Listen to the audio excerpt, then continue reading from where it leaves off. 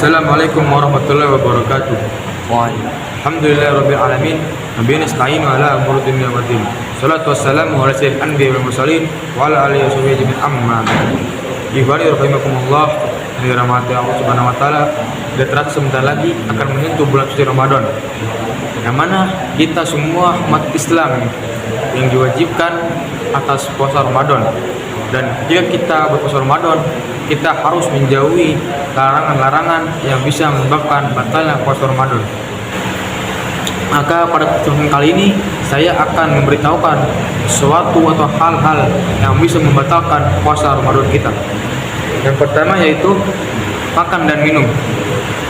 Makan dan minum dalam Al-Quran surat Al-Baqarah ayat 97 yang artinya, maka minumlah hingga terang bagimu benang putih dari benang hitam yaitu fajar.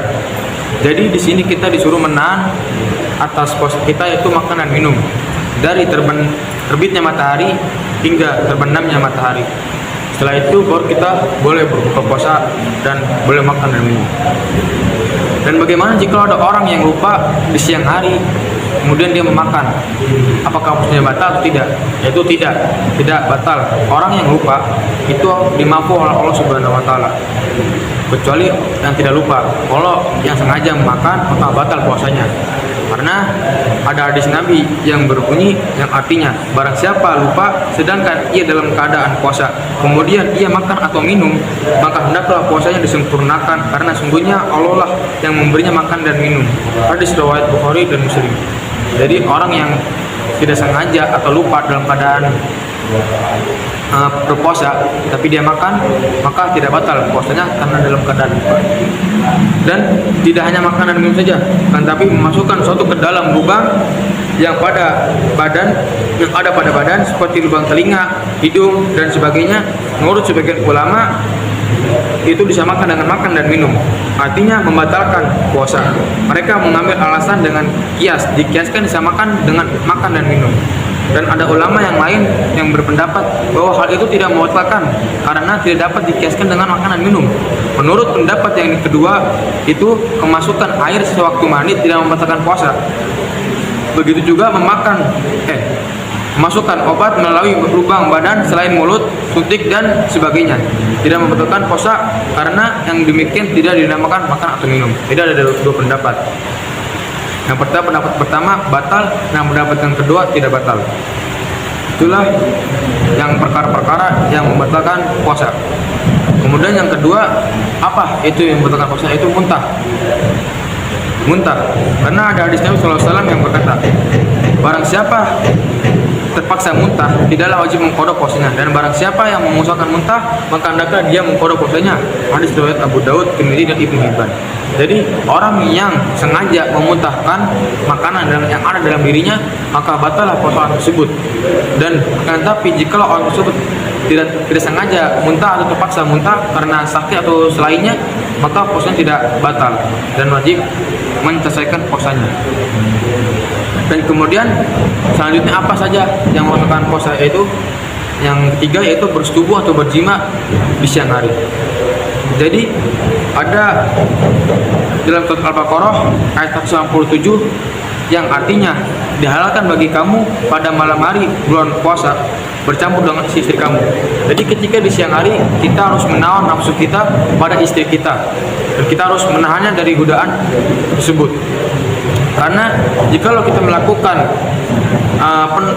jima di siang hari, maka kita akan dikenakan kafarat, yang mana kafarat tersebut kita harus wajib membayarkannya.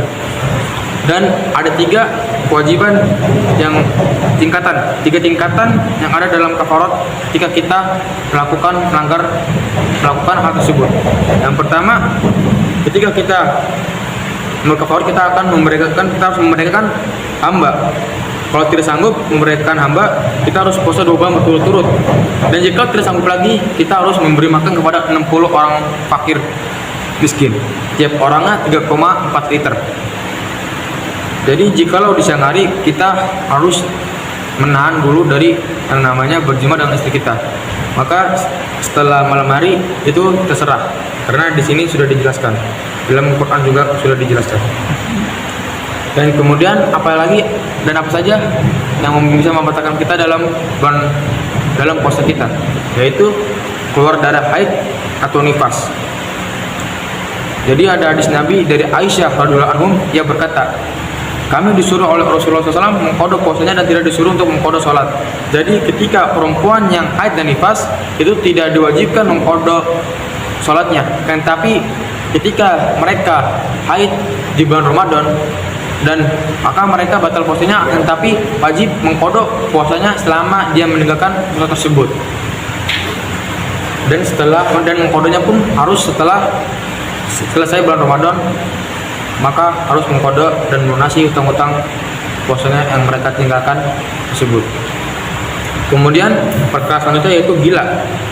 Jadi jika gila datang waktu siang hari, maka batallah puasa tersebut. Jadi jika ada seorang yang tiba-tiba gila pada siang hari karena kecelakaan atau apa, dan dia gila, karena orang gila itu dia sudah hilang akalnya, dan orang gila pun tidak dikenakan hukum syariat agama Islam, maka batallah puasa orang tersebut. Dan kemudian lanjutnya apa perkara yang bakal bisa membatalkan puasa kita, yaitu keluarnya air mani dengan sengaja. Keluar air mani dengan bersengaja karena bersentuhan dengan perempuan atau lainnya.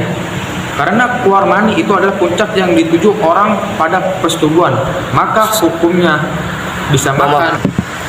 Adapun keluar mani karena bermimpi, menghayal dan sebagainya, itu tidak membatalkan puasa. Dan selanjutnya apa yang terakhir, yaitu murtad.